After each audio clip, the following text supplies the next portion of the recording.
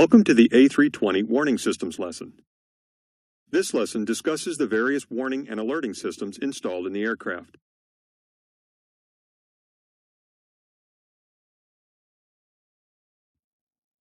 The warning system is comprised of several individual systems.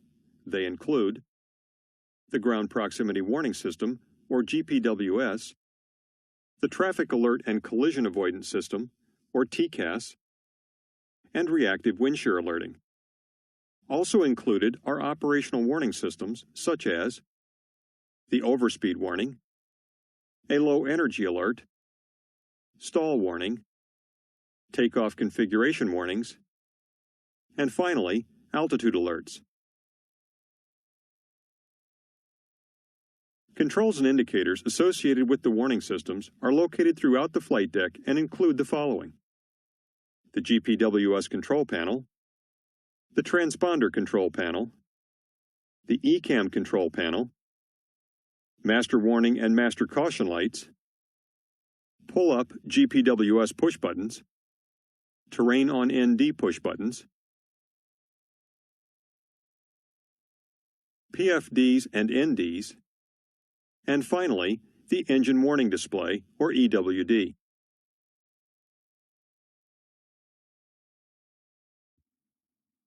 The Ground Proximity Warning System, or GPWS, provides automated warnings to potentially dangerous situations relating to terrain and man-made obstacles.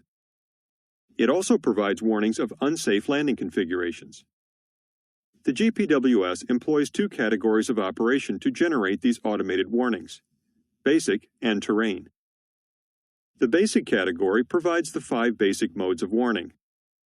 Mode 1, excessive descent rate. Mode 2, excessive terrain closure rate. Mode 3, altitude loss after takeoff. Mode 4, unsafe terrain clearance. And Mode 5, excessive deviation below glide slope. The GPWS uses inputs from multiple sources to provide these 5 basic modes of warning. The terrain category exclusively employs a worldwide terrain database. It also applies a GPS-derived geographic position of the aircraft. The terrain category compares the aircraft's position and altitude against the terrain database. This category provides the following 3 types of warning. The Terrain Clearance Floor, or TCF, provides additional protection for non-ILS approaches and visual approaches using a safe altitude floor computed around database airports. The Runway Field Clearance Floor, or RFCF, provides additional protection for runways that are significantly higher than the surrounding terrain. And finally, Terrain Alerting provides a predictive warning of high terrain ahead of the aircraft. The basic and terrain categories are almost completely independent of each other. Most failures of the basic category do not affect the terrain category, and vice versa. However, the loss of certain inputs, such as radio altimeter 1, for example, may cause both categories to fail.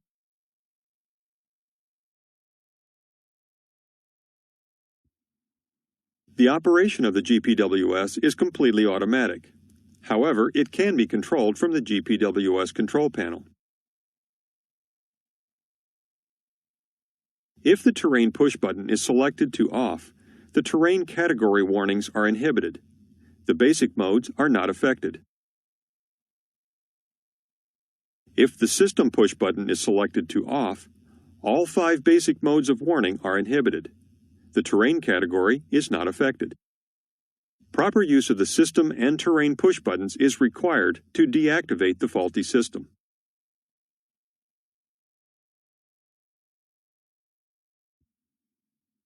Visual GPWS warnings are provided by illumination of the pull-up GPWS push buttons located on the captain's and first officer's instrument panels. Oral warnings are heard over the flight deck loudspeaker system. These are played at maximum volume regardless of the speaker volume setting. Pull up, pull up. The visual and oral warnings can be canceled by pressing the GPWS push button.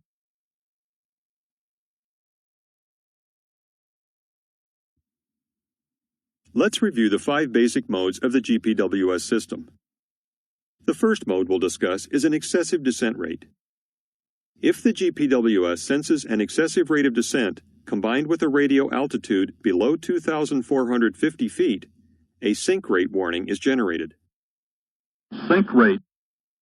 At this point, the pilot flying must immediately adjust the flight path to decrease the descent rate or initiate a go-around.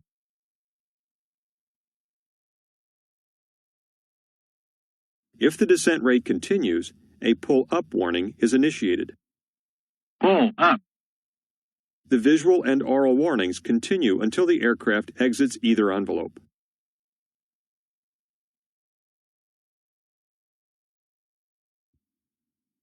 Mode 2, Excessive Terrain Closure Rate, uses the radio altimeter to detect rapidly rising terrain.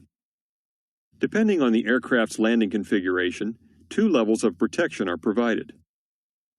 The first level, Mode 2A, is active anytime the aircraft is below 2,450 feet AGL, regardless of aircraft configuration. The second level, Mode 2B, lowers the alert threshold when the flaps are in the landing configuration or the aircraft is on glide slope. Warnings are triggered based upon predetermined decreasing radio altimeter rates. Initially, as the first envelope is penetrated, an oral warning is heard, and the GPWS lights illuminate. Terrain. Terrain.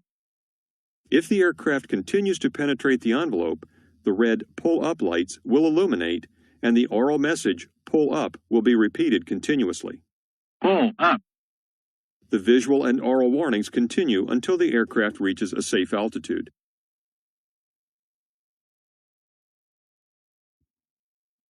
When the GPWS detects a sink rate after takeoff or go-around, with the landing gear or flaps not in the landing configuration, a warning is generated. Don't sink. The pilot flying must immediately adjust the flight path to decrease the sink rate. The oral and visual warnings continue until the aircraft reaches a safe altitude.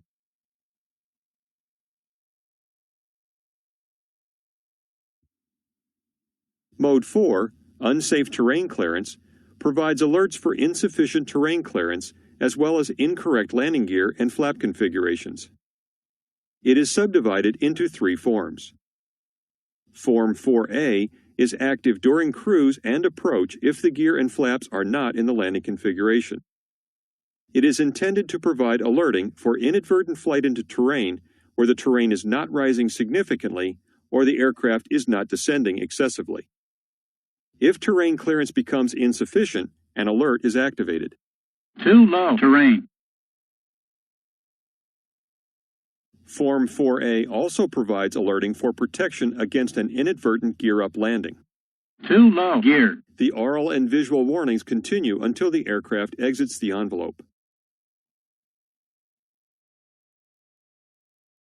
Form 4B is also active during cruise and approach.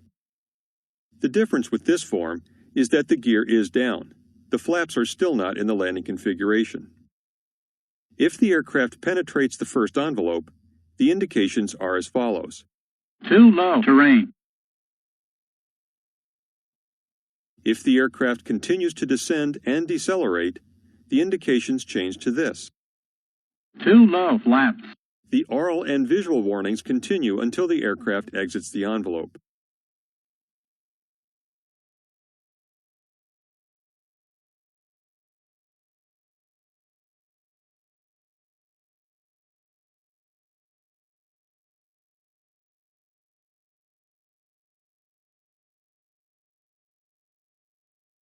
This mode, 4C, complements Mode 3, which warns of a loss of altitude on climb-out.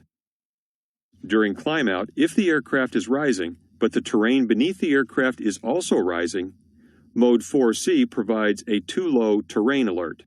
Too low. Terrain. This mode is monitored during climb-out when the landing gear is up and flaps are not in the landing configuration. Mode 5, Excessive Deviation Below Glide Slope, provides 2 levels of alerting for when the aircraft descends below the glide slope. The 2 levels are divided into a soft alert area and a hard alert area.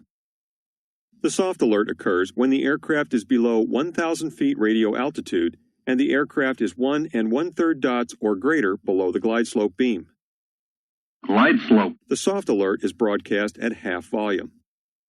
If glide slope deviation increases, it may penetrate the hard alert area. The hard alert occurs when the aircraft is below 300 feet radio altitude and the aircraft is 2 dots or greater below the glide slope beam.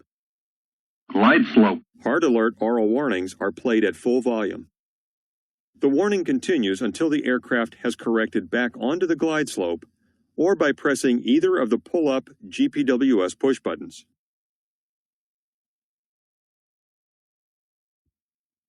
The GPWS may be deactivated when a non-normal condition requires aircraft operation within the boundaries of the GPWS warning envelope.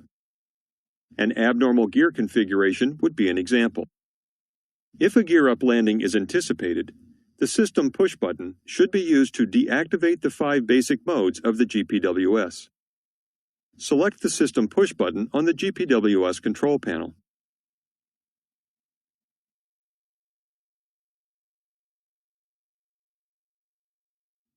The off light illuminates on the push button, and all 5 GPWS basic mode warnings, including too low gear, are now inhibited. If you are unable to extend the flaps because of a malfunction, such as a flight control flaps fault, the approach procedures in the QRH direct you to place the GPWS flap mode push button to off. Select the flap mode push button on the GPWS control panel.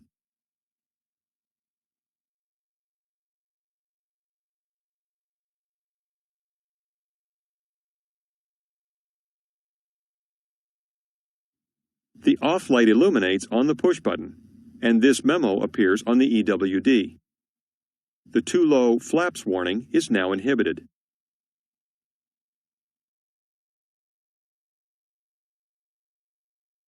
Pressing the glide slope mode push button inhibits the Mode 5 excessive deviation below glide slope warnings. Select the glide slope mode push button on the GPWS panel.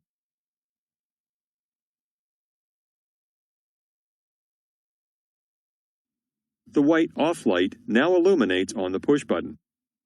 Press this push button prior to flying a localizer only or localizer back course approach where glide slope warnings are not appropriate.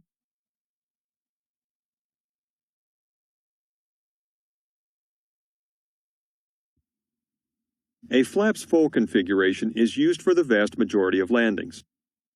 However, flaps 3 landings are performed for single-engine or direct law approaches and landings. Flaps 3 landings may also be conducted at certain airports. When a flaps 3 landing is planned, use the landing flap 3 push button. Select the landing flap 3 push button on the GPWS control panel.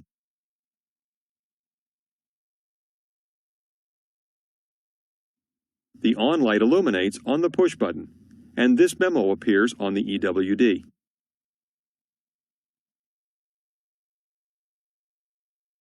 Using the landing flap 3 push button also impacts the ECAM landing memo that appears during your approach. Within the ECAM landing memo, the flap step normally indicates full. When you use the landing flap 3 push button, the landing memo changes to reflect configuration 3. The GPWS now alerts you to too low flaps if the flaps are not selected to flaps 3 when you descend to a low altitude. The terrain category of the GPWS constantly monitors the aircraft relative to the surrounding terrain.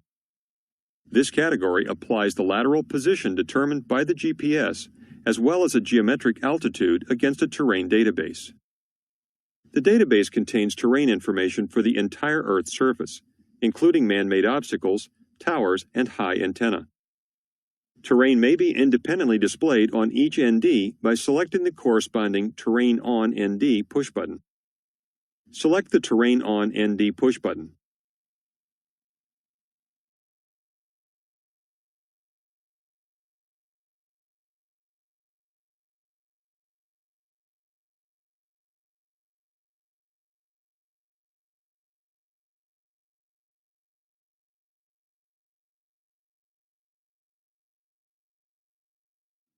Radar images are now inhibited, and the label TERR appears in blue to remind you that you are viewing terrain information and not weather radar returns. The relative height of terrain in relation to your current altitude is displayed using the colors red, yellow, green, black, and cyan. Terrain may be displayed at any range selection and in any nav display mode except plan. To prevent false warnings, the terrain modes of GPWS operation are automatically inhibited in the event that the accuracy of the aircraft position information is low. If the accuracy is low, this memo appears on the EWD.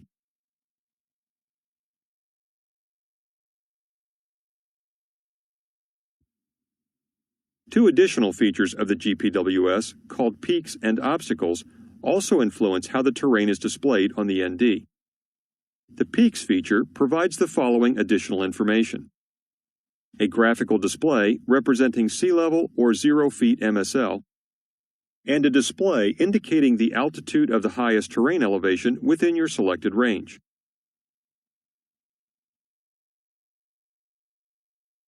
Obstacles provide information on terrain and man-made obstacles, and trigger obstacle-related visual and aural alerts.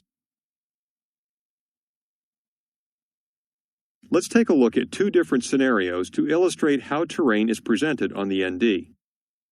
In this first scenario, the aircraft will stay above the highest terrain within the range selected on the ND. Initially, notice there is no terrain in view. If the terrain is more than 2,000 feet below the aircraft, it will not be displayed.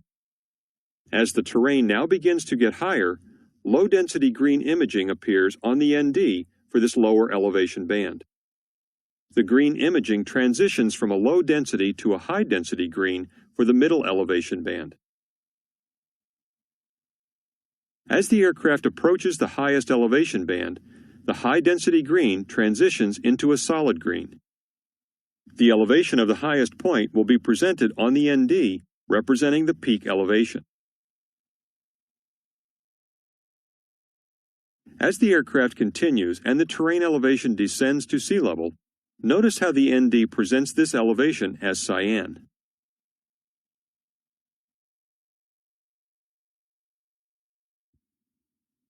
In the next scenario, the aircraft will be below the highest terrain within the range selected on the ND.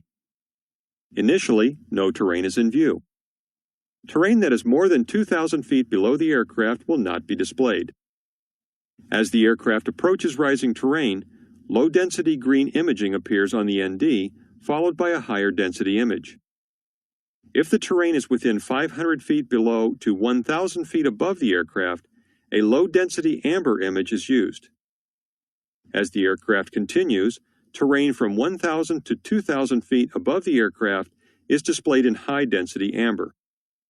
Any terrain greater than 2,000 feet above the aircraft is displayed as high-density red.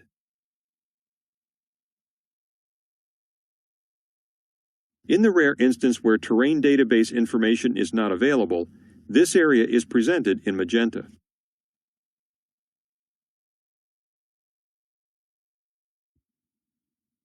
The Terrain Clearance Floor, or TCF, is designed to provide additional protection during approach.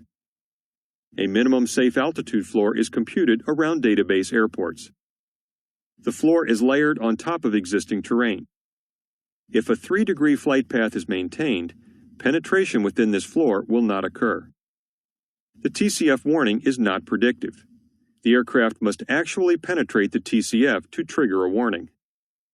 Too low terrain. Terrain is not automatically displayed on your NDs for a TCF warning. The visual and aural warnings cease when the aircraft is flown out of the terrain clearance floor.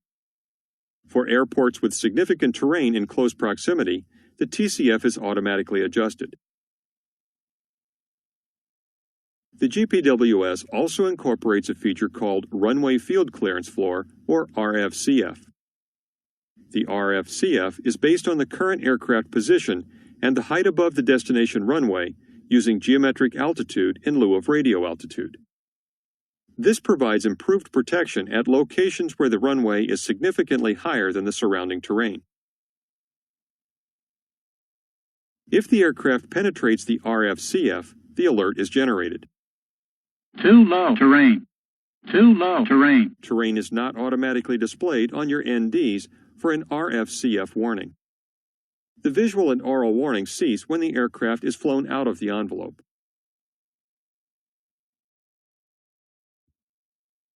The terrain alerting mode provides a predictive warning of terrain ahead of the aircraft. The GPWS considers aircraft position, flight path angle, track, and speed relative to the terrain and obstacles. Through sophisticated look-ahead algorithms, both caution and warning alerts are generated if terrain or obstacles conflict with ribbons projected forward of the aircraft. If you are turning, the system projects terrain clearance into the turn, assuming your rate of turn remains constant. Terrain well outside the turn radius does not cause terrain warnings. Terrain alerting logic is further modified at low altitudes to allow for normal rates of descent without causing false warnings.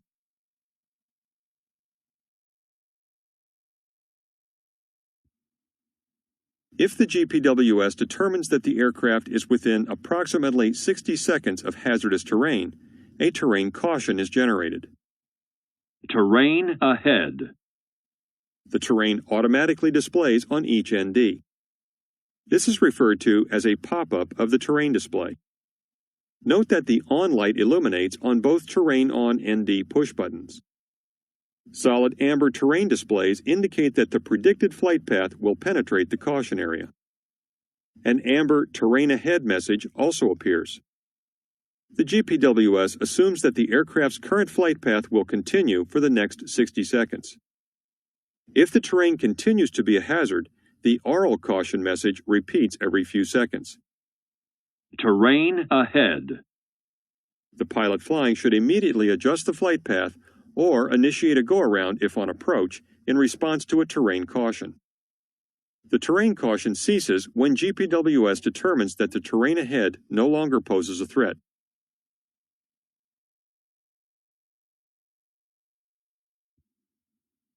If the aircraft is within approximately 30 seconds of hazardous terrain, a terrain warning is generated. Terrain ahead, pull up. The terrain is automatically displayed on each ND. Note that the on light illuminates on both terrain on ND push buttons. Solid red terrain indicates that the predicted flight path will penetrate the warning area. A red terrain ahead message also appears. The GPWS assumes that the aircraft's current flight path will continue for the next 30 seconds. If the terrain continues to be a hazard, the oral caution message repeats every few seconds. Prompt corrective action is required in response to any terrain caution or warning. The terrain warning ceases when the GPWS determines that the terrain ahead is no longer an immediate threat.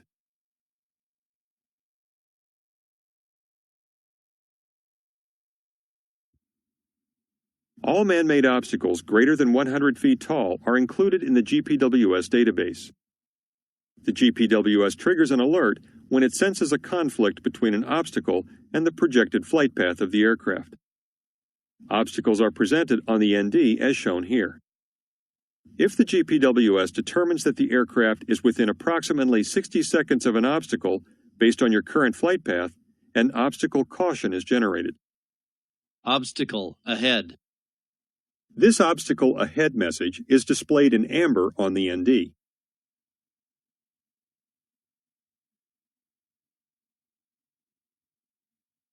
If the aircraft approaches within approximately 30 seconds of an obstacle, an obstacle warning is generated. The indications change to this. Obstacle ahead. Pull up. Also, the ND's obstacle ahead message turns to red.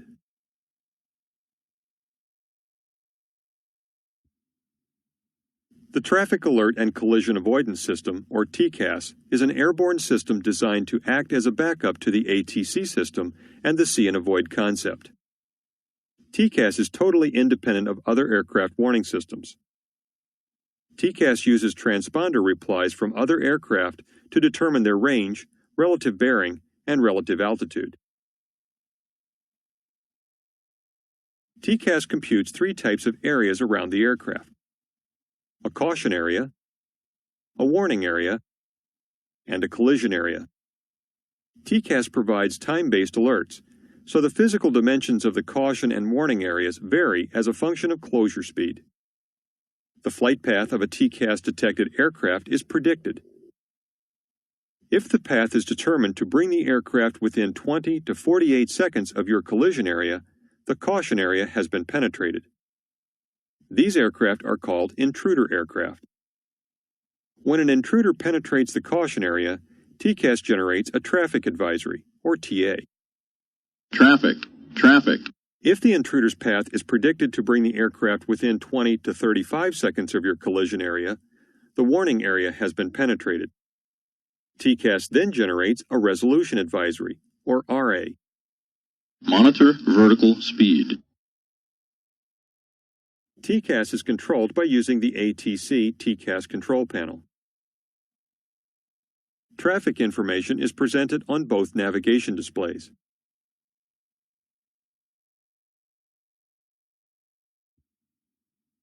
Traffic detected within the surveillance envelope that pose no collision threat are referred to as other traffic.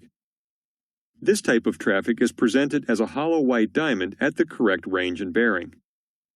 This display shows two examples of other traffic, one at 11 o'clock and 17 miles, and another at 1 o'clock and 16 miles. Your altitude relative to the other traffic is also provided. For example, the traffic at 11 o'clock is 2,600 feet below your altitude. The traffic at 1 o'clock is 1,900 feet above your altitude. If the other traffic is climbing or descending at a rate of at least 500 feet per minute, this information is also provided. An up arrow indicates the intruder is climbing at a rate greater than 500 feet per minute. A down arrow indicates the intruder descent rate exceeds this value. Other traffic displayed without an arrow indicates that the traffic's vertical speed is less than 500 feet per minute.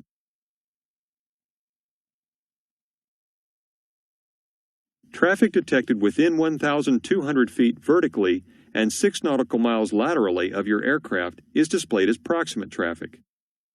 Similar to other traffic, proximate traffic is not considered a threat to your aircraft.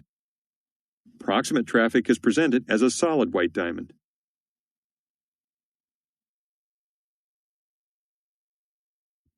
A traffic advisory, or TA, occurs 20 to 48 seconds before the intruder aircraft's flight path is predicted to enter the collision area.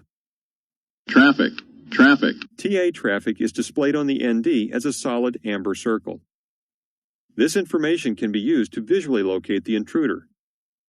No evasive maneuvers are required to maintain safe separation from TA traffic. Maneuvers based solely on TA displays should not be performed.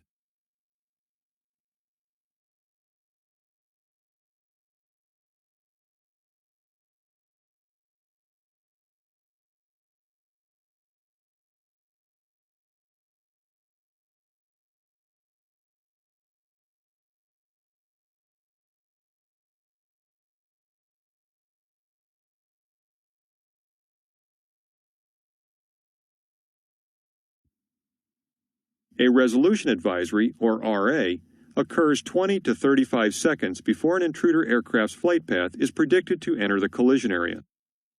RA traffic is displayed on the ND as a solid red square. An RA provides vertical guidance to increase or maintain separation from the intruder. An RA is enunciated both visually and orally. Two types of RA commands may be generated: a preventative advisory and a corrective advisory. This is an example of a preventative RA. Monitor vertical speed. To supplement the oral commands, a red band is displayed adjacent to the vertical speed indicator on the PFD. You must keep your vertical speed out of the red area. This is an example of a corrective advisory. Descend. Again, you are assisted in following the oral command by the PFD's vertical speed indicator. To comply with the RA, keep the vertical speed indicator in the green area. This message is heard when a flight path conflict no longer exists. Clear of conflict. You can then return to the applicable clearance unless directed otherwise by ATC. When an RA occurs, TCAS assumes that you will respond promptly and smoothly to the command. The flight control input required should be similar to that when responding to an ATC clearance to climb or descend immediately. Due to limited G authority of the autopilot, it cannot be used for the initial response to an RA. You must therefore assume manual control to satisfy the advisory. Failure to promptly respond to an RA may result in a strengthened RA or an RA vertical command reversal. This is an example of a strengthened RA vertical command. Increase descent. Increase descent. This is an example of a reversed RA vertical command. Climb.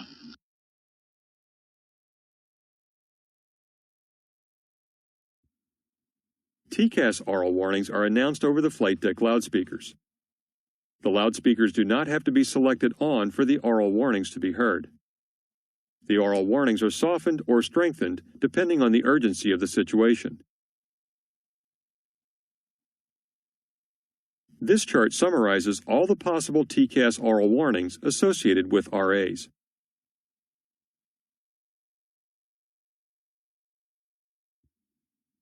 TCAS information may be displayed in all ND modes except plan. If you are operating in the plan mode and a TA or RA occurs, this message flashes for 9 seconds and then goes steady on the ND. The message is amber if a TA is occurring and red for an RA.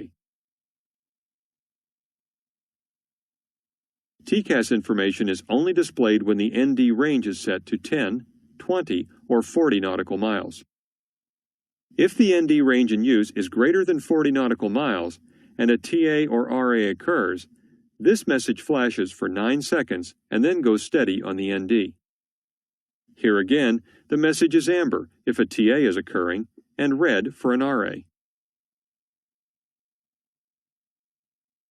If TCAS tracks an intruder that is outside the range of the display, but the intruder has entered the caution or warning areas, 1/2 of the symbol is shown at the edge of the display. This is an example of a TA intruder outside the range of the display. Intruder bearing information is provided. If TCAS is unable to track the bearing of an intruder, the TA or RA appears at the bottom of the ND. TAs are presented in amber letters and numbers, while RAs appear in red letters and numbers. The distance and relative altitude of the intruder are also provided. A failure in the TCAS system will be indicated by the word TCAS in red at the bottom of the ND and in the vertical speed portion of the altitude tape on the PFD.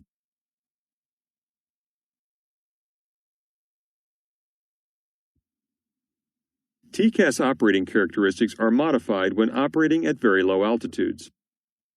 As you descend below approximately 1,700 feet AGL, the maximum rate of descent for a descending RA is progressively reduced. When you descend below approximately 1,000 feet AGL, all RA warnings and all TA oral messages are inhibited. However, TA intruder aircraft are still displayed on the ND. This message is displayed when the TCAS automatically inhibits RAs or if the TA position has been selected on the mode selection switch.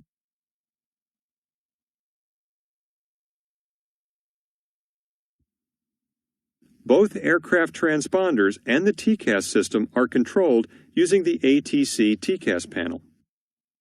The mode selector switch is used to control TCAS operation and can be set to the standby, TA, or TA-RA mode. In the standby mode, TCAS traffic is not displayed and no alerts are provided. TA-RA is the normal operating mode. It allows traffic to be displayed and generates any traffic or resolution advisories. During some abnormal procedures where performance is degraded, the TCAS system should be set to TA. In the TA mode, resolution advisories are inhibited while traffic advisories and proximate traffic are displayed. The traffic selector allows the flight crew to select which TCAS traffic is displayed on the ND. In the threat position, proximate and other traffic is displayed only when a TA or RA is generated. When in the all position, any TCAS traffic within 2,700 feet above or below the aircraft is displayed. The above position extends the display envelope to 9,900 feet above to 2,700 feet below the aircraft. The below position extends the envelope to show traffic from 9,900 feet below to 2,700 feet above the aircraft.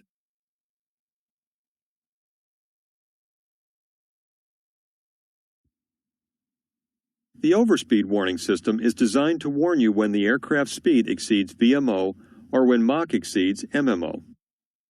When an overspeed warning is generated, you are alerted by the continuous repetitive chime and flashing master warning lights.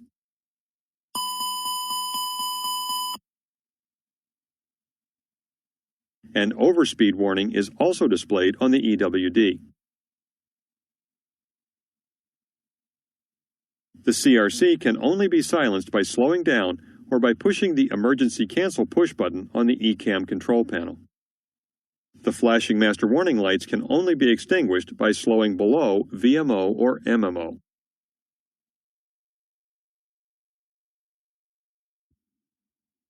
In addition to providing rudder functions, the flight augmentation computers, or FACs, assist in keeping the aircraft within the normal flight envelope. Each FAC independently compares the aircraft's energy level, considering configuration, horizontal deceleration rate, and flight path angle. If a warning threshold has been exceeded, the FACs provide the following warning. Speed, speed, speed. The pilot must now either increase thrust or reduce pitch in order to minimize the chance of an aircraft stall. The following list outlines the conditions that inhibit the low-energy warning system.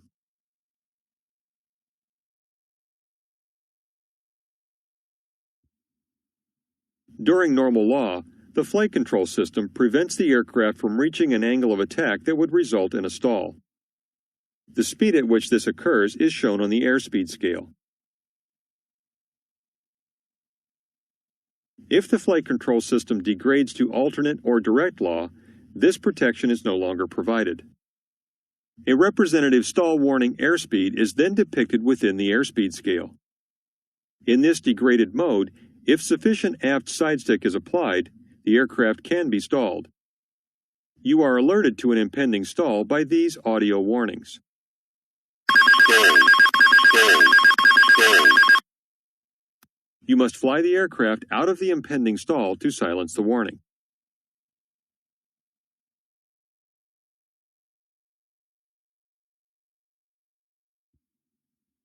The takeoff configuration warning system provides oral and visual warnings in the event a takeoff is attempted in an unsafe configuration. This warning system is activated automatically when you bring the thrust levers to a takeoff thrust setting while on the ground. The system checks for the following aircraft configuration items. The slats flaps are in the takeoff configuration. Both pitch and rudder trim are within takeoff limits. All external doors are closed. Both side sticks are not faulty. The speed brake panels are not extended. Wheel brake temperatures are all less than 300 degrees Celsius. The parking brake is not set. And that a flex temperature has been entered if the thrust levers have been placed into the flex detent for takeoff. If the aircraft is not in the proper configuration when takeoff thrust is applied, the master warning lights flash, the CRC sounds, and a corresponding ECAM message is displayed.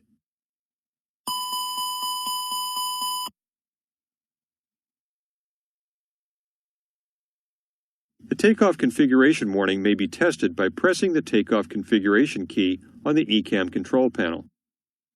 Pressing this key simulates the application of takeoff thrust, which allows the warning system to check all the configuration items with the following exceptions. Prior to engine start, the status of the external doors is not tested. The parking brake is not checked. And flex temp not set is not checked.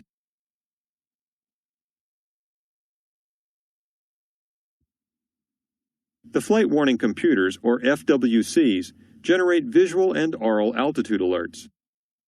The FWCs compare your current altitude against the pre-selected altitude displayed on the FCU. The alerts occur when approaching or deviating from the selected altitude. Let's take a look at some of the indications. As the aircraft approaches within 750 feet of the selected altitude, the aural alert sounds and the PFD's altitude window pulses yellow. At 250 feet prior to the selected altitude, the window returns to normal.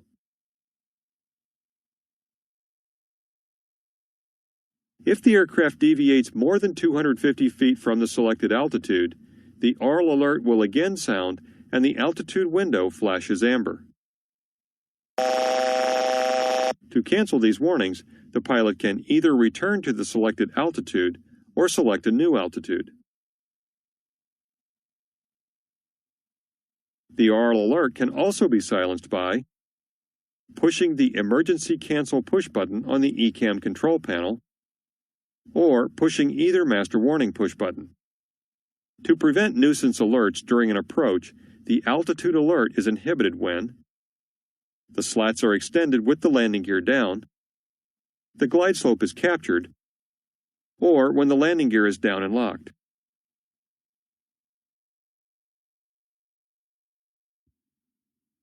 The flight augmentation computers provide windshear warnings based on aircraft speed, energy level, and angle of attack information from other systems. Windshear warnings function during takeoff and landing when the aircraft is below 1,300 feet AGL and at configuration flaps 1 or greater.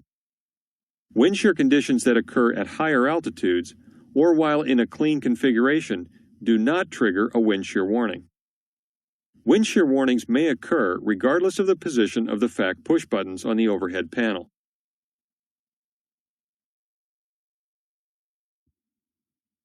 Let's take a look at the warnings when wind shear is encountered during an approach. A wind shear message appears on the PFDs, and an aural warning alerts you to the presence of wind shear. Wind shear, wind shear, wind shear. When the wind shear warning is active, the flight director pitch bars command an optimum pitch attitude for recovery. The pilot must now apply go-around thrust and follow the flight director pitch commands. A predictive wind shear warning system is installed, which provides alerts of potential wind shear during takeoff and landing. The predictive wind shear system uses the aircraft's weather radar to calculate areas with a high probability of wind shear. The system is completely automatic and operates when the PWS switch is in auto, the aircraft is below 2,300 feet AGL, the ATC switch is either in auto or on, and either engine is running. The predictive wind shear system scans an area up to 5 nautical miles ahead of the aircraft. During takeoff, prior to reaching 100 knots, a warning will be generated when wind shear is detected within a warning area directly ahead of the aircraft, as shown here. Wind shear ahead. Wind shear ahead. If wind shear is detected on either side of the warning area, a caution is generated. Monitor radar display. Any wind shear detected 3 to 5 nautical miles ahead of the aircraft will result in an advisory alert.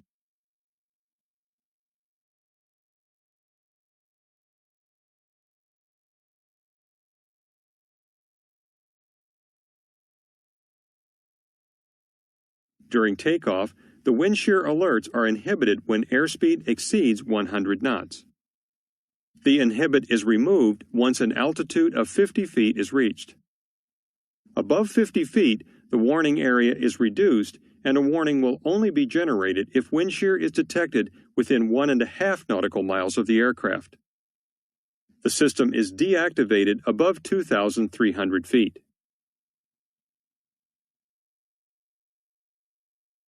During landing, the system becomes active at 2,300 feet AGL. However, Windshear alerts will not be generated until the aircraft is below 1,500 feet.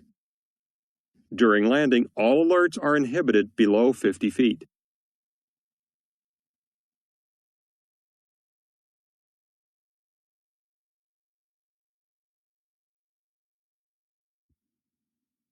Alerts and warnings are prioritized to ensure critical situations are addressed before less serious situations. Stall warnings take priority over all others.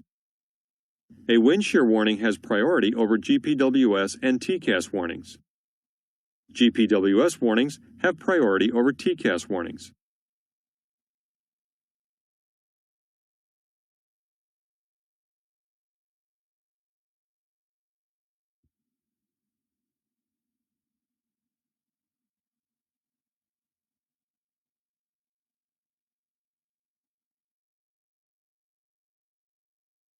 That is incorrect.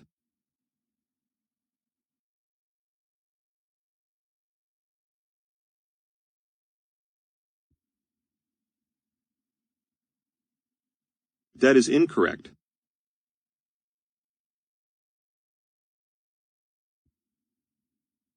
That is incorrect.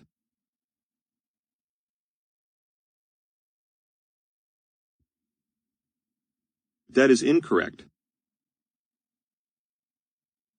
Terrain. Terrain. Terrain ahead, pull up. That is incorrect.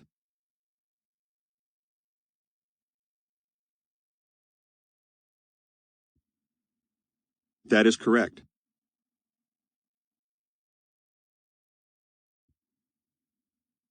That is incorrect.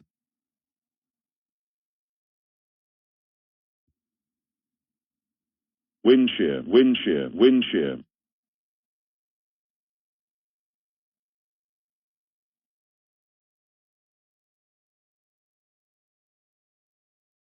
That is incorrect.